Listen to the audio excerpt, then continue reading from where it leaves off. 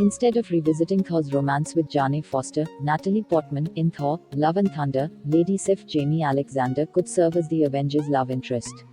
Sif is a key supporting character and ally to the God of Thunder in both Marvel Comics and the MCU, yet she hasn't made an appearance in several years.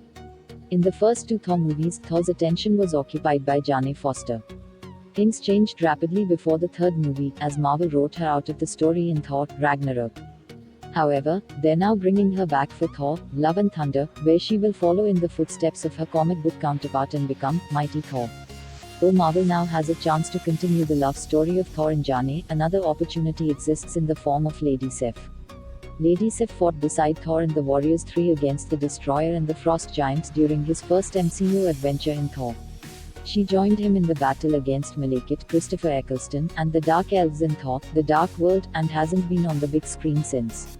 The last time she appeared at all was in an Agents of S.H.I.E.L.D. Season 2 episode where she aided Coulson's team in a mission that involved the Kree.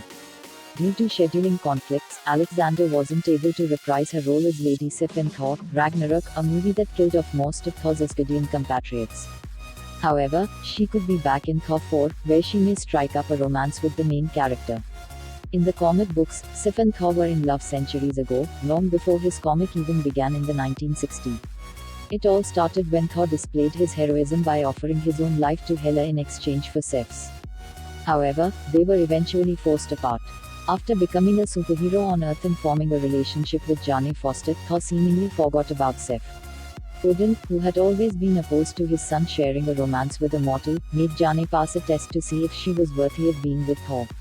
When she failed the test and asked to have her memory taken away, Thor was deeply hurt. That changed when Odin arranged for him to cross paths with Lady Sif again. Their relationship was rekindled, and the two shared a number of adventures together, such as an encounter with Adam Warlock, and battles with villains like Searcher, Ulik the Wrecking Crew, and more. When Marvel Comics brought Jane Foster back into Thor's life, it was revealed that his feelings for her lingered, much to Lady Sif's disappointment. Regardless of her jealousy, she willingly merged her spirit with Jane's to save her life.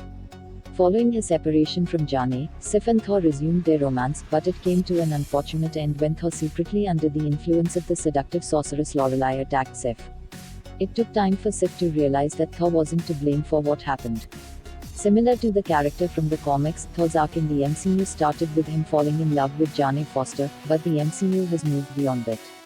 Though the two seemed to share strong feelings for each other, their romance was ended off-screen with a few lines in Ragnarok that addressed their breakup. Putting an end to their relationship in such a way diminished its importance.